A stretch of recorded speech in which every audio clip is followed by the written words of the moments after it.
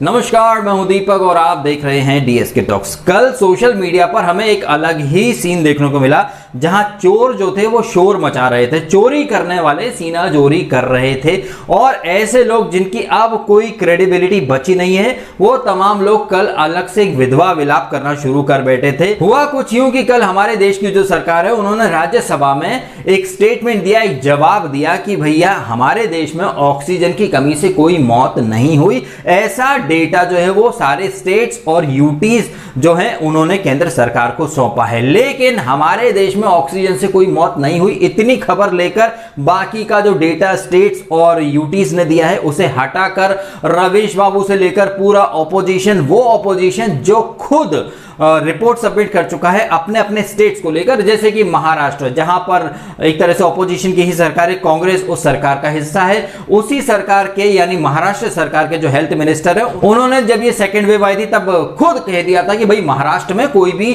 मृत्यु ऑक्सीजन की कमी से नहीं हुई है। ऐसा ही छत्तीसगढ़ की सरकार ने कहा, ऐसा ही तमिलनाडु की सरकार ने कहा और ऐसा ही दिल्ली में लॉर्ड कंजरू की सरकार के जो स्वास्थ्य मंत्री हैं, जिन्होंने खुद हाईकोर्ट में ये एक हलफनामा दिया था कि दिल्ली में किसी की मौत ऑक्सीजन की कमी से नहीं हुई। जी आप खुद सुन लो। ऑक्सीजन की कमी से कोई मौत ना होने वाले जवाब के लिए केंद्र सरकार को घेर रही दिल्ली सरकार का झूठ अब सामने आ गया है। दिल्ली सरकार ने खुद हाईकोर्ट में दावा किया कि उसके यहाँ ऐसी कोई मौत नहीं हुई। मई में हाईकोर्ट में दाखिल जवाब में दिल्ली सरकार ने कहा था कि दिल्ली में ऑक्सीजन की कमी से कोई मौत नहीं हुई है। दिल्ली सरकार ने अपनी 4 सदस्यीय कमेटी की रिपोर्ट कोर्ट में पेश की थी। इसमें कहा गया था कि जिन अस्पतालों ने कमेटी के सवालों का जवाब दिया, उन्होंने ऑक्सीजन की कमी से कोई मौत न होने की बात कही। सिर्फ जयपुर गोल्डन अस्पताल में 23 से 24 अप्रैल की रात 21 मरीजों के मरने की बात सामने आई थी, लेकिन मरीजों की केस शीट देखकर पता चला कि ऐसा नहीं हुआ है। ये सभी मरीज पहले से गंभीर हालत में थे, उन्हें दूसरी बीमारियां भी थी, उन्हें अंत तक ऑक्सीजन मिल रहा था। मौत की वजह ऑक्सीजन की कमी नहीं थी। मृतकों के रिश्तेदारों ने दिल्ली सरकार के इस जवाब का हाईकोर्ट में विरोध किया है। मामला अभी भी कोर्ट में लंबित है। सरकार ने पार्लियामेंट में ये कहा कि ऑक्सीजन की वजह से किसी की मौत नहीं हुई, ऐसा कोई डिटेल राज्य सरकार और केंद्र शासित प्रदेशों के द्वारा शेयर नहीं किया गया है, रिपोर्ट नहीं किया है राज्यों ने, केंद्र शासित प्रदेशों ने। देखिएगा, अभी थोड़े दिनों बाद ये भी कह देंगे कि कोरोना तो आया ही नहीं, पेंडेमिक तो था ही नहीं। अगर ऑक्सीजन की कमी नहीं थी, ऑक्सीजन से डेथ नहीं हुई, तो बार बार हर रोज़ दिल्ली के अंदर ही हाईकोर्ट में एक के बाद एक हॉस्पिटल जा रहे थे, रोज़ कह रहे थे कि भाई लोग ऑक्सीजन की कमी है, ऑक्सीजन की कमी से लोग डेथ हो रही है। आप लोग भी बता रहे थे, रोज़ नई नई स्टोरीज दिखा रहे थे, टीवी के ऊपर भी, अखबारों के अंदर भी, कि देखिएगा इस अस्पताल के अंदर ऑक्सीजन कम हो गई, इसकी वजह से डेथ हो गई, यहाँ पर ऑक्सीजन ख़त्म हो गई, इसकी वजह से देखो इतने लोगों की मृत्यु हुई। ये बिल्कुल असत्य है, गलत बात है। दिल्ली के अंदर भी और देश के अंदर भी बहुत जगह पर ऑक्सीजन की कमी से कहीं डेथ हुई। 15 अप्रैल के बाद से 15 अप्रैल से 5 या 10 मई तक के बीच में जो देश में हालात थे, उसमें ऑक्सीजन का मिसमैनेजमेंट केंद्र सरकार की ओर से हुआ था और केंद्र सरकार के ऑक्सीजन मिसमैनेजमेंट की वजह से देश में हॉस्पिटल्स में त्राही मची थी और कोई बड़ी वजह नहीं है कि बहुत सारी जानें उस दौरान ऑक्सीजन की कमी की वजह से पूरे देश में गई थी। हेल्थ जो स्वास्थ्य है सब्जेक्ट दिल्ली सरकार का होता है।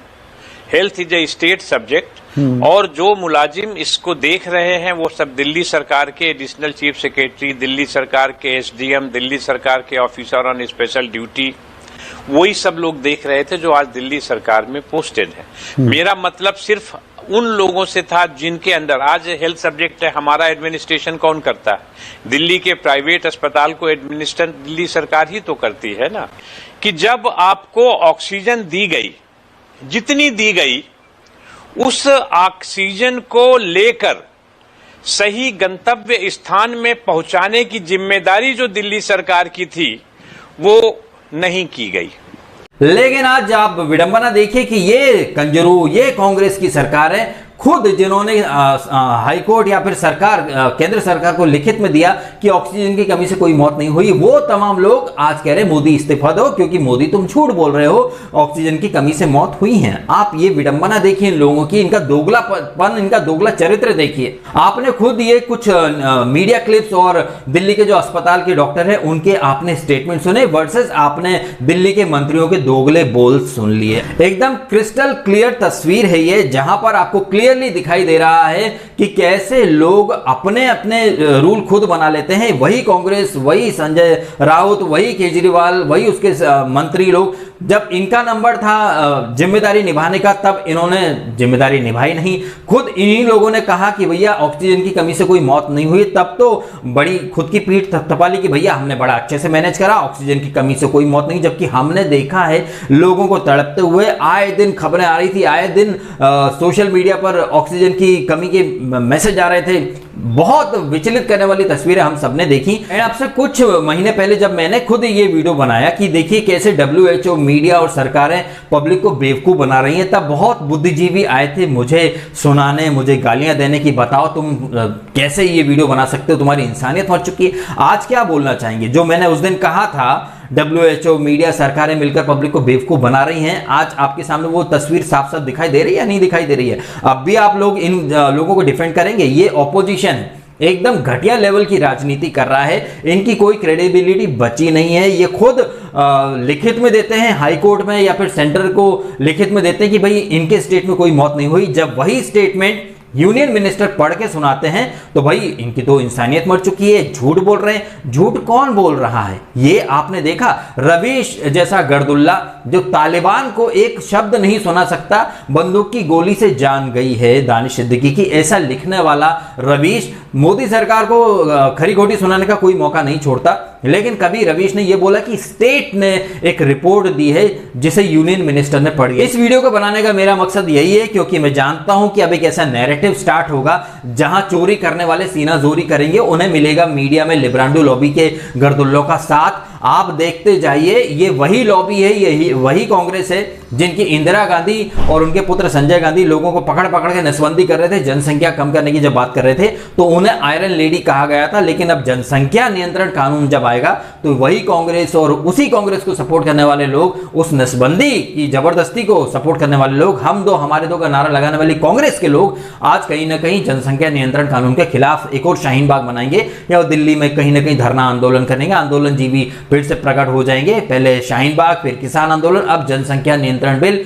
NRC CA। आप देखते जाइए कैसे ये लोग खुद करें तो ठीक है, वही काम या वही स्कीम या वही योजना जो ये लोग लाना चाहते थे अगर मोदी सरकार ले आए तो फिर मोदी तानाशाह हो जाता है। मोदी की राज में ऑक्सीजन की कमी से लोग मर गए, लेकिन लोग भूल जाते हैं कि मोदी इस देश का PM है और देश बनता है स्टेट से। सारे जो स्टेट्स होते हैं, लोकल एडमिनिस्ट्रेशन होता है, वो लोग रिपोर्ट तैयार करके होम मिनिस्ट्री को भेजते हैं। मोदी सरकार कोई मार्स से या प्लूटो से डेटा नहीं मंगाती है, मोदी सरकार डेटा मंगाती है सारे स्टेट से। जो स्टेट के सेक्रेटरी होते हैं वो लोग एक रिपोर्ट तैयार करके भेजते हैं, उस रिपोर्ट को संसद में पढ़ा जाता है और यहां पर बुद्धिजीवी या फिर संविधान के ज्ञानी या फिर बड़े बड़े मीडिया के जो एक्सपर्ट हैं वो यहां पर स्टेट्स की रिपोर्ट को इग्नोर करके एक अलग ही नैरेटिव चलाएंगे कि मोदी सरकार झूठ बोल रही है। भाई मोदी सरकार घर में डेटा नहीं बनाती है, सरकार को डेटा मिला है स्टेट से। तो झूठ कौन बोल रहा है, ऑड इवन कौन कर रहा है? ऑड डेज में बड़ी अपनी पीठ थपथपा लेंगे, अरे भाई हमारे स्टेट में ऑक्सीजन की कमी से कोई डेथ ना हुई भाई।